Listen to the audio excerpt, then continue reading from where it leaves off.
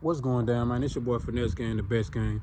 Back with a flame. Y'all already know how we do, man, and we back up in this thing. I want to bring this video to y'all because this is brought to my attention by one of my subscribers. This is something that really needs to be talked about. In this next video, man, this man child was put up for adoption without even him knowing by the child's mother. And basically he's going through pure hell to try to get his child back, because his child was put up for adoption without even him knowing. This is in Tampa, Florida. But the point is that this is going on more often than not, and I didn't even know it. Somebody brought this to my attention. So without further ado, we're going to get right into the video. Like, subscribe, share to keep your people aware. You already know how we doing. We back up in this thing. Let's run this clip. Yeah. I remember as a youngster, you standing on the block out there playing hopscotch, taking a lollipop. I wanted to come and talk, but I was shy back then. Baddest girl in the school, thought I had no friends. Closest to friends, used to pick and laugh at me, used to call me silly names, cause I was so full and jagged. Exactly how I thought it would be. Years later, I'm in the Bahamas sipping lip. Kylie McGivern. Unmarried fathers fighting for custody of their babies against private adoption agencies. Earlier this year, we brought you an exclusive interview with a father whose story is rarely told because the cases are not public. You may remember Ulysses Carwise, who is still fighting for his daughter more than 5 years later after she was signed over to an adoption agency as a newborn without his knowledge or consent. Carwise's story inspired other Tampa Bay area fathers to come forward, saying they too are in an uphill battle to establish parental rights. There's a real problem, and good fathers are losing rights and losing time. Tonight, a father kept in the dark about his daughter's birth. It's hard. Sometimes I come in here. Sometimes I can come in here and sometimes I can't.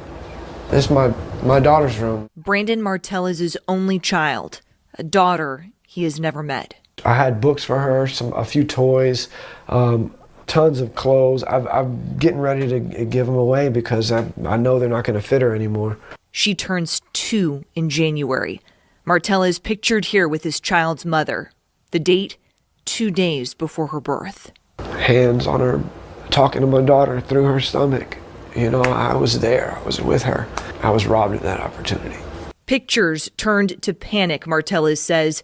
The day before their child was born, he asked if she was going to the hospital the next day. I think so. He asked if she was going to come outside, when she's going. Nothing.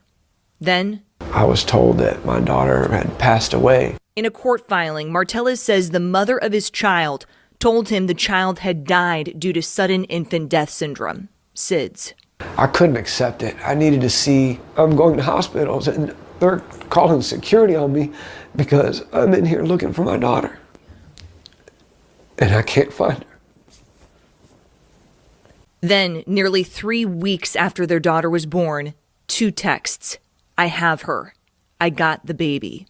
That news, the start of a new nightmare for Marteliz. I found out from a CPS lady that there was still a baby that was born, a newborn that was alive.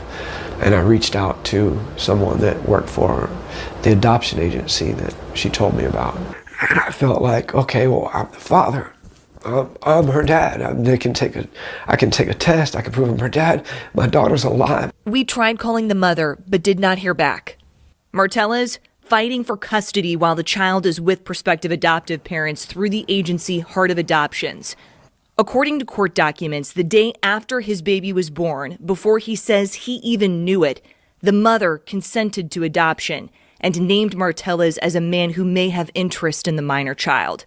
Court documents show the adoption agency said a termination of parental rights was not required because they were not married, he was not listed on the birth certificate, was not on the putative father registry, a little-known state registry for fathers to claim paternity, and had not paid a fair and reasonable amount of living and medical expenses in connection with the pregnancy and birth. They were trying to ask me if I would, that she's going to a great home and all this, and I couldn't hear that. I could have said, no, she's not. Over my dead body, she's not. Marteliz filed a petition to determine paternity and filled out the registry the same month his daughter was born. Contesting the adoption plan, Marteliz wrote, I am willing to do whatever it takes to be given custody of my daughter and be in her life. I am willing to pay whatever form or support or cost it takes. Marteliz denied he was aware of the mother's adoption plan in May 2021, denied he provided no financial support during her pregnancy, and said he didn't maintain contact with the child because the mother and the adoption people prevented it. We contacted the attorney for the adoption agency, who told us Mr. Marteliz was afforded every right he was entitled to under the law, and that the court simply reached a decision that he disagrees with.